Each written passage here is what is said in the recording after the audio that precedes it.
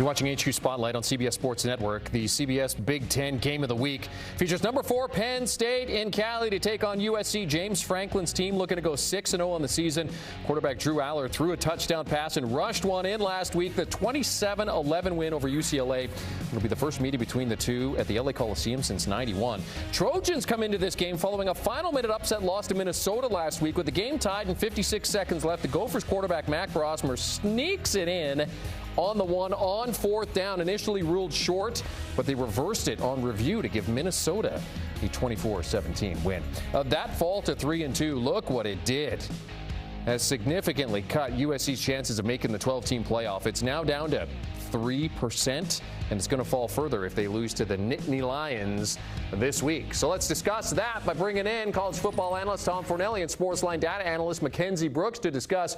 Let's start with the data here. Walk us through what a win over Penn State or a loss does for USC's college football playoff hopes, Mackenzie.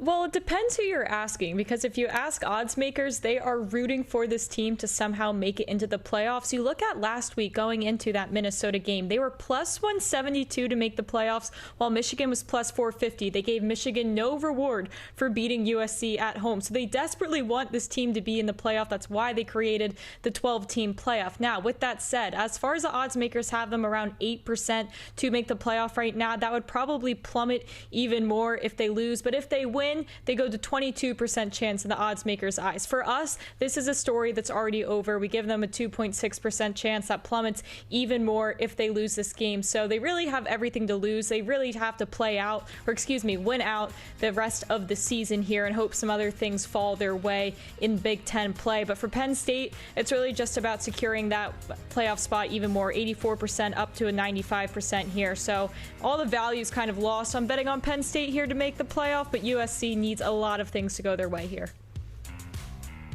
There's a 2.6% chance. That means there is a chance for USC to get to the playoff. But yeah, no, it's not looking very good. Like you can't really afford to lose to Minnesota after you've already lost a game earlier in the season if you want to keep your at-large spot alive, because the second loss in the Big Ten really tanks your ability to win the league and get the automatic bid. So if you're USC, not only do you have to beat Penn State this week and finish the season, perfect, including another win over Notre Dame to boost your resume, but it would also help if LSU keeps winning games, because at least then your opening week victory over the Tigers in Vegas will look better on the resume as the season goes along. But if you're going to lose to Minnesota, it's really difficult to imagine that USC is going to be able to pull it out every single week the rest of the season without slipping up somewhere along the way. Number 4 Penn State at USC, 3:30 p.m. Eastern Time on CBS and streaming on Paramount Plus. All right, let's get into our NCAA March Madness mindset by digging into bubble watch. That means we're talking about first 4 in, last 4 out, but we're talking about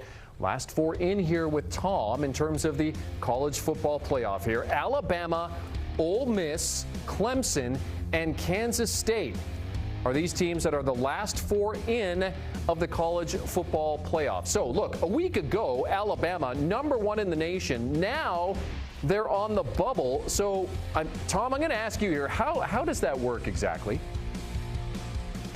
I just think that if you look at the situation, obviously they've got the win over Georgia. That's a huge win, but it impacts losing to Vanderbilt, first of all, not a very good resume loss when it comes to comparing it. So if you're Alabama, you have to win the SEC to guarantee yourself of anything, because you look at the rest of the schedule.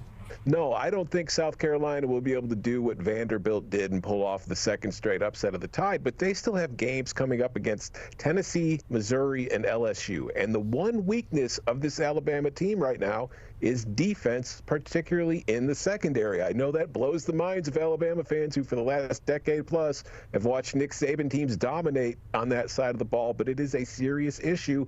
And Tennessee, Missouri, and LSU are all passing offenses that can exploit that. So if you are the Tide going forward, you need to keep winning these games. But I do not have nearly the same level of confidence in their ability to do so, because even with that win against Georgia, they were great for a half. We seem to forget that they nearly blew it in the second half because Georgia figured some things out on offense and tore that defense apart to get back into the game.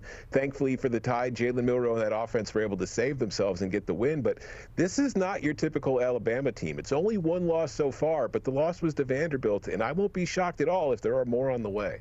You hit the nail on the head here with the schedule. They have the 4th toughest schedule in college football left, and that's because they have a ton of these SEC games and marquee matchups. The issue for them is they do not want to find themselves in the situation where they're in this pool of 3-loss SEC teams, because that is where Ole Miss likely will be ahead of them. Ole Miss really only test left is Georgia. Now, as it should go, they should really only become a 2-loss team with that loss to Georgia, and that's why I have them above Bama in the bubble. I have Ole Miss and then Bama, because Bama is in a situation also with recency bias, okay? Losing to Vanderbilt more recently than Ole Miss losing to Kentucky is just more impactful, whether that is the just way or not. But again, if they become part of this 3-loss situation, it becomes down to the quality of those 3 losses, and with Vanderbilt being one of them, that is not a guaranteed spot in the 12-person playoff for them. And you look at those last 2 games too, right? Oklahoma and Auburn to finish for Bama. So certainly there could be more losses coming. All right, Tom Fornelli, Mackenzie Brooks, take a look at college football.